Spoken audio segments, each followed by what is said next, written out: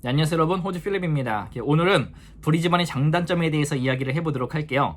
이건 또 저의 지극히 주관적인 경험이기 때문에 여러분들의 경험과 여건에 따라서 저의 장단점과는 좀 차이가 있을 수 있다는 점 알아주시고 들어주시면 감사하겠습니다. 그럼 이야기가 길어질 것 같으니까 빨리빨리 이야기를 할게요.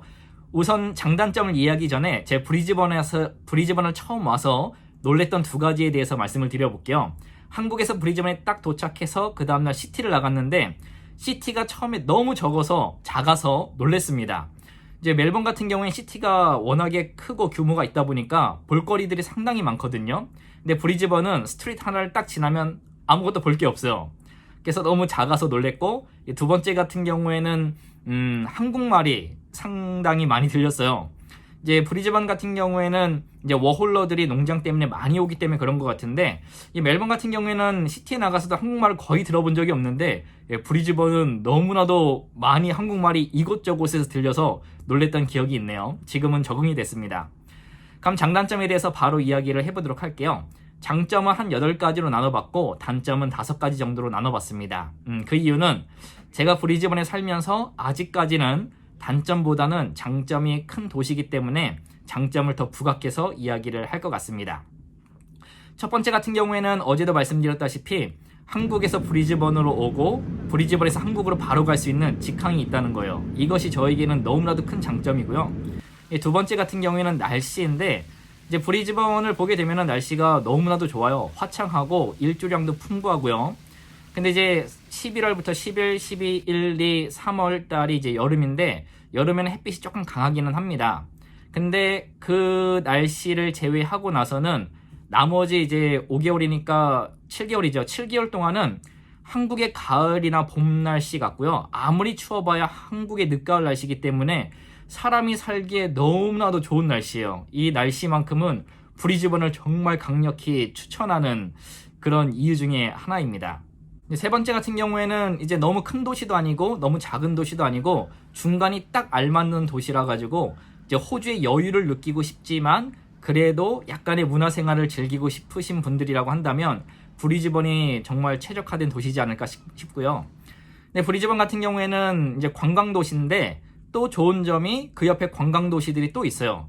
뭐 모든 분들이 들어보셨겠지만 골드코스트라든가 선샤인 코스트, 정말 아름다운 도시인데 브리즈번에서 차로 뭐 1시간 거리면 갈 수 있는 도시이기 때문에 관광도시에서 다른 관광도시로 갈 수 있는 곳도 많고 볼거리도 많고 여행할 곳도 많기 때문에 이것이 또 브리즈번의 큰 장점이지 않을까 싶습니다. 그 네 번째 같은 경우에는 교통이 잘 되어 있다는 거예요. 그러니까 차가 있으면 좋겠지만 제가 말하는 거는 차가 없어도 살 수 있는 도시라 생각이 됩니다. 이제 우리가 한국을 떠나서 해외라고 생각을 한다면 해외는 이제 교통이 좀 대중교통이 불편하다 생각을 하실 텐데 브리즈번 같은 경우에 이제 고카드라고 있어요. 그 고카드 하나로 이제 버스라든가 트레인이라든가 이제 페리, 보트라고 해야 되나요? 그런 이제 유람선 보트 같은 이제 페리라고 하는데 그걸 하나로 다 탈 수가 있어요. 그다음에 버스 전용 노선도 있고 이제 버스도 자주 오기 때문에 차가 없어도 크게 불편하지 않은 도시가 이제 브리즈번입니다. 그리고 5번째는 레저를 즐길 수 있는 도시예요. 저는 이제 브리즈번 와서 레저를 많이 즐기지 못했는데 뭐 예를 들어서 낚시 같은 경우에 다른 주는 이제 라이센스가 있어야 되는 걸로 알고 있어요. 근데 그 라이센스가 뭐 시험을 봐서 따는 게 아니라 돈 주고 사면 되긴 하는데, 근데 브리즈번 같은 경우에는 라이센스 없어도 이제 퀸즐랜드 같은 경우에는요 라이센스가 없어도 낚시를 즐길 수가 있고 그 다음에 투망을 던지는 것이 다른 주에서는 불법인데 브리즈번 같은 경우에는 퀸즐랜드 같은 경우에는 이제 투망을 던질 수 있는 곳도 허용이 되기 때문에 뭐 그런 부분들이라든가 윈드서핑이라든가 뭐 다른 많은 레저들이 있기 때문에 브리즈번으로 오시는 분들이 가장 바라시고 원하시고 선택하는 이유가 이 레저를 즐기기 위한 부분이라고 하더라고요.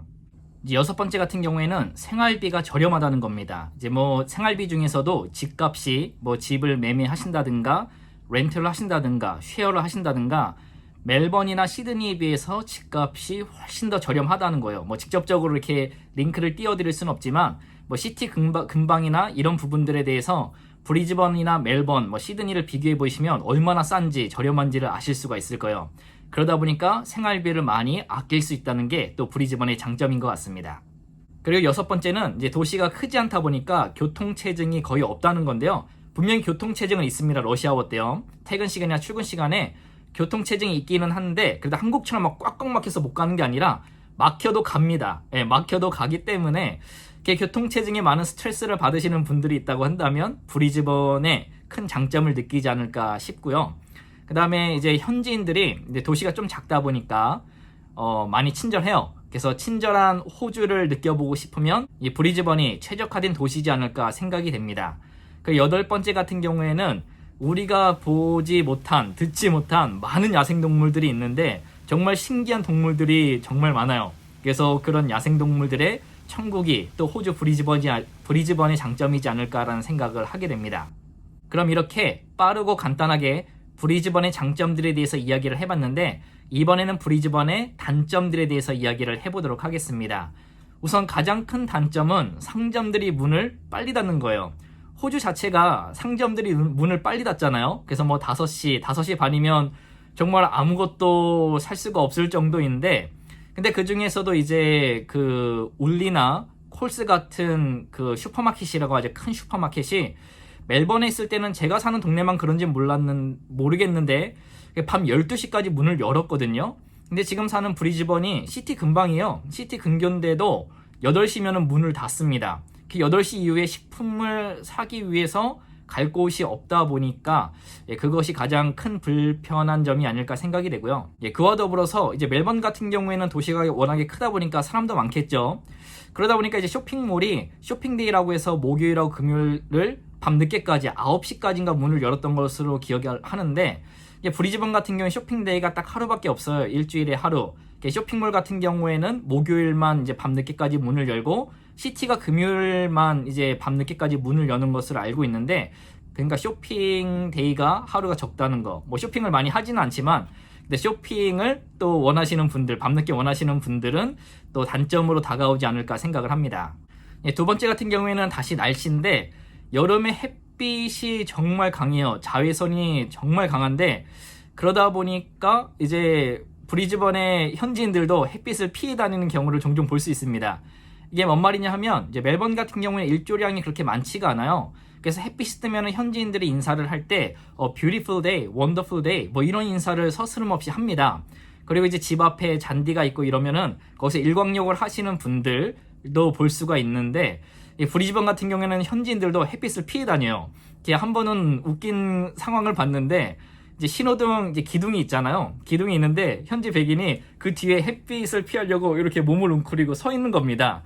그걸 보면서 백인들은 무조건 햇빛을 좋아하는 건 아니구나라는 것을 느꼈고 브리즈번이 워낙에 햇빛이 강해요. 자외선도 강하다 보니까 이제 그런 것 같고요. 세 번째 단점은 문화생활을 할 곳이 적다라는 건데 그러니까 한국에서 문화생활을 즐기시다가 이제 브리즈번에 막 오시면은 정말 할 게 없습니다. 아까 말씀드렸다시피 레저나 관광으로는 최적화된 도시인데 그 관광이나 레저에 흥미가 없고 뭐 이제 문화생활을 시티 안에서 즐기시길 원하신다면 브리즈번은 많은 단점으로 다가올 거예요. 아까도 말씀드렸다시피 시티 안에 볼 것도 없고요. 문도 빨리 닫기 때문에 딱히 뭔가 할 수 있는 게 많이 없어요. 뭐 찾아보면 있겠지만 그래도 한국에 비한다면은 할 게 많이 없는 게 사실입니다. 그리고 제가 느끼는 네 번째 단점은 공원이 작다는 거예요. 이것도 한국에서 바로 브리즈번을 오시면 너무 공원도 많고 하다 보니까 와 여기는 자연환경이 정말 좋은 도시구나 라고 느끼실 텐데 근데 또 멜번하고 비교를 하다 보면 제가 이제 산책을 되게 좋아하거든요.